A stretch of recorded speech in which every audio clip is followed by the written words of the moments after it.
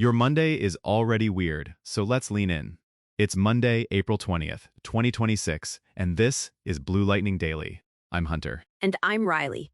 And yes, the entire episode you're hearing was assembled by AI, like a little content factory with feelings. Allegedly.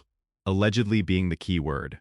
If we sound a tiny bit too smooth, it's because robots did the paperwork. If we sound unhinged, that's us. Or also the robots. Don't put it past them. Today's big story is NVIDIA Lyra 2.0.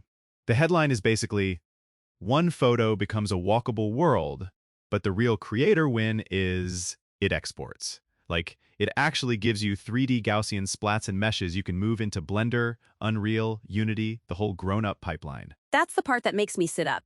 Because I'm so tired of cool demo, now enjoy your MP4 forever, like, congrats, it's pretty, and also useless for my actual job. Exactly. Lyra 2.0 is less text-to-video but longer, and more here's a space with memory. It's designed to not reshuffle reality when you turn around. Wait, hold up. Not reshuffle reality is the most painfully relatable spec I've ever heard. Every generative walkthrough I've seen is like, you pan left, the door becomes a window, and suddenly you're in a different city. Yep. Lyra's whole deal is persistence, spatial consistency, and temporal stability. In normal human terms, it's trying to stop the pretty drift problem. Pretty drift sounds like a fragrance. Like, ode to unrealistic alleyway. And it matters because persistence is the difference between vibes and previs. If you're pitching a spot, a music video, a game trailer, whatever, you need to be able to scout angles without the scene gaslighting you. Okay, so what's the first creator use case that survives deadlines? Not the fantasy, the real one. Previs for sure. If I'm a director or editor, I can take one mood frame, generate a space, do a few camera passes, and cut an animatic that actually holds together. Then I export splats for fast rendering, or a mesh if I need collisions and basic geometry in-engine. I'll co-sign, but with a warning label. The first time a client says, cool, now move that pillar 2 feet, that's when the pain begins. Totally. Let's talk exports. Because exportable is a magical word that sometimes means exportable into a pile of sadness. Thank you. Also, explain 3D Gaussian splats to like a non-3D exec without lying. Okay. A Gaussian splat is basically a 3D scene represented as a bunch of tiny fuzzy points that render really nicely, really fast. It can look insanely detailed like a scan. So it's like a point cloud's hotter cousin. Yeah, with better rendering tricks. But here's what the exec will demand immediately. Can we edit it like a normal model? Splats are not that. They're amazing for look dev walkthroughs, but the minute you want clean topology, proper materials, riggable objects, or real physics, you're back to give me a mesh. Which Lyra does. It can extract meshes from the reconstructed scene. But I'm going to be honest, this is not one-click production-ready environment. You're still going to see gnarly geometry in occluded areas, weird surfaces behind objects, and areas that were never visible in the original image getting creatively interpreted. Creatively interpreted is so polite. You mean hallucinated. I do. And that leads to your earlier question. Where does persistence break first? My bet is occlusions. Anything that was hidden in the seed image is where the model has to invent. Turning around is hard too, but hidden stuff is where you get the biggest wait, that wasn't there moments. Long camera moves too. Like it might hold up for a short guided path, but the minute you're doing a long, slow dolly and you're being picky about continuity, you'll find the seams. Still, it's a big jump, because we've been watching world models go from interactive demos to actual pipeline-ish tool. This rhymes with what we talked about with Google's Project Genie, right? Genie was like, explore a world live, but it didn't really give you the goods to export into your actual workflow. Exactly. Genie is incredible for interactive ideation, but Lyra's export story is the difference between a playground and a workshop. And it's open. Code's on GitHub. That matters because creators and studios can actually poke it, test it, and build around it instead of waiting for a product manager's mood. Zooming out, the whole ecosystem this week has this theme. AI is trying to stop being a generator and start being a workspace. Yeah, like Adobe's Firefly AI Assistant push, where it's not just make an image, it's run the multi-step process.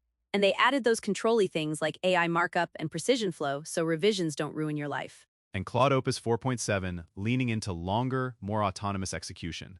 Less write a paragraph, more finish the whole task chain without me babysitting. Which is funny because Lyra is basically doing that too, but for space. Like, don't just render me a shot, keep a world state. That's the shift. Meanwhile, Shutterstock is doing the opposite strategy.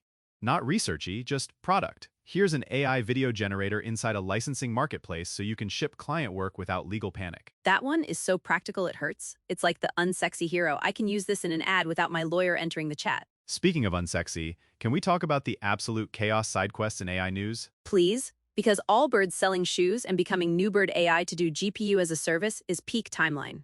That story is wild. It's like, we're not a sneaker company anymore, we're a compute company. My sniff test for AI pivots is, do you have a real product, real talent, and a believable path to distribution? Or is it just, we bought some GPUs and a new logo? Also, if your brand is literally wool sneakers and now you're suddenly competing with hyperscalers, I have questions. Not numbered questions, just questions. And Starbucks testing a ChatGPT-powered thing that recommends drinks based on mood or even photos. Cute, but also, I do not need a sad selfie latte saved anywhere. That's the line, right? Personalization is fun until it feels like creepy CRM cosplay. Exactly.